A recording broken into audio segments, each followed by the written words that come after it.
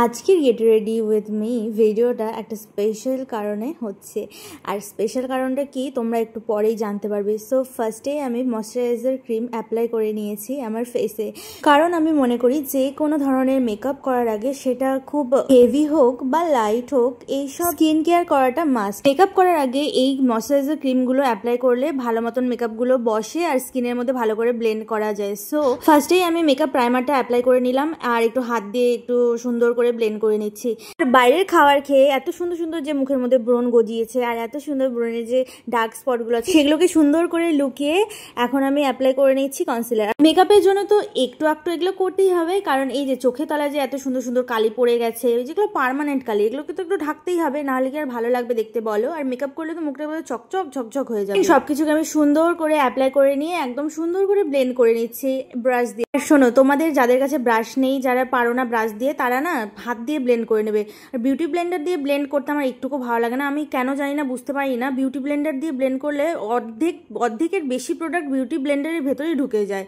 আমি তো কিছুই বুঝতে পারি না কেন এটা হয়, আমার তো একদম ভালো লাগে না। দেখো, সবাই তো সবকিছুতে কমফোর্টেবল হয় না, আর আমার ব্রাশ দিয়ে করতেই বেশি ভালো লাগে।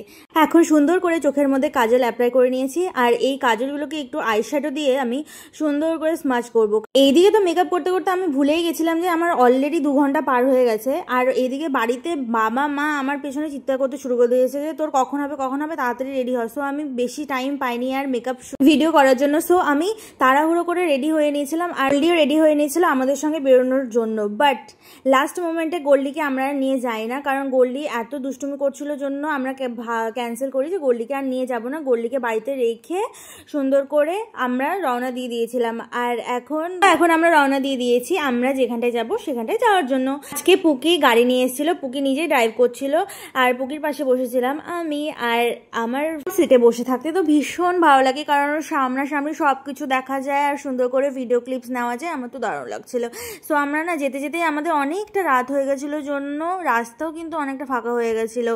আর এখন আমরা যাচ্ছি, এত সুন্দর আর এত বৃষ্টি হয়েছে সেদিন, কি আর বলবো। বেরোতেও আমাদের অনেকটা লেট হয়ে গেছিলো, আমরা যেতে যেতেও রাস্তাতে অলরেডি বৃষ্টি শুরু হয়ে গেছিলো। রাতের বেলা এরকম লং ড্রাইভে যেতে কিন্তু ভীষণ ভালো লাগে, তাই না? আর এতটা ফাঁকা হয়ে গেছিলো যে খুবই ভালো লাগছিল দেখতে, চারিদিকে শান্ত হয়ে গেছিলো। দেন আমরা চলে এসেছিলাম গঙ্গারামপুরে, অ্যান্ড গঙ্গারামপুরে এন্টার করে দেখছি যে এখানে অনেকটা বৃষ্টি হওয়ার জন্য না চারিদিকে কিরকম ঝাপসা হয়ে গেছিল। সো কি বলবো, আর গাড়ির ভেতরতে ভিডিও করতেও কিন্তু খুব অসুবিধা হচ্ছিল, কি আর বলবো। দেন আমরা কিন্তু চলে এসেছিলাম আমাদের যেখানে আসার কথা ছিল। তাড়াহুড়ো চক্করে বাড়িতে ঠিক মতন করে ভিডিও ক্লিপ নিতে পারিনি জন্য আমি তো রাস্তার মধ্যে নিজে একটুখানি ভিডিও নিচ্ছিলাম। আর এদিকে আমার বাবা মা কি যেন একটা সিরিয়াস ডিসকাশন করছিল, ভগবানই জানে বাবা, আমি তো বুঝতেই পারছিলাম তারা কি ডিসকাশনে ব্যস্ত ছিল। দেন আমি তো নিজের মতন করে একটু ভিডিও ক্লিপ নিচ্ছিলাম, কারণ আমার ভিডিও করতে ভীষণ ভালো লাগে। দেন পুকিকেও একটুখানি ভিডিওতে আনছিলাম। পুকি একটুকু হাসতে পারে না, আমি তো বুঝতেই পারি না, এত ওকে বলি যে একটু হাসো হাসো, তাও হাসবে না, মুখটা কেমন যেন করে রাখবে। আর আমার কি, আমি তো যেখানেই পারি সেখানেই ক্যামেরা অন করে দিই, আর আমি নিজে পোজ নিতে থাকি, আর আমার তো খুবই ভালো লাগে এগুলো করতে। I love myself. এখানে এত সুন্দর সুন্দর জিনিসপত্র দেখে তো এত ভালো লাগছিল। চারিদিকে দেখো এত সুন্দর সুন্দর সব উডেন ফার্নিচার, এত সুন্দর লাগছিল দেখতে। দেন আমরা কিন্তু চলে এসেছিলাম, আর এখানে এত সুন্দর একটা মহাদেবের মূর্তি দেখে তো খুবই ভালো লাগছিল, কি সুন্দর না? আর আমরা কিন্তু যেখানটায় আমাদের আসার কথা ছিল সেখানটায় চলে এসেছি। হ্যাঁ, আমাদের একটা ইনভিটেশন ছিল, আমার বাবার কলিগের রিসেপশন অ্যাটেন্ড করার জন্য আমরা চলে গেছিলাম। দেন এখানকার ব্যাঙ্কোয়েটটা এত সুন্দর ছিল, চারিদিকে এত সুন্দর সুন্দর ডেকোরেশন করা ছিল, খুবই ভালো লাগছিল দেখতে। আর আমাদের যেহেতু এত দূর থেকে আমরা জার্নি করে গেছিলাম জন্য আমাদের খুব খিদেও পেয়ে গেছিলো। দেন আমরা চলে গেছিলাম স্টার্টারগুলো খেতে, আর এখানে স্টলে এত সুন্দর সুন্দর সব স্টার্টার্স রাখা ছিল, সবগুলো আমরা ট্রাই করেছি, খুবই ভালো। আমার ফেভারিট আমি দেখতে পেয়ে গেছিলাম ফুচকা। হ্যাঁ, ফুচকা খেতে তো আমার খুবই ভালো লাগে, আর ওখানকার ফুচকাটা তো বেশ ভালোই ছিল। কিন্তু পার্সোনালি আমি একটা কথা বলতে চাই যে আমার না ওই রাস্তার পার্কের সামনে বা স্কুলের সামনে, মানে যেগুলো আমরা লোকালে আমরা খেয়ে থাকি ফুচকা, সেটা কিন্তু ভীষণ ভালো লাগে খেতে। এই পাঁপড় ফুচকাটা না খেতে ভালো লাগে না, অতটাও খেতে ভালো লাগে না।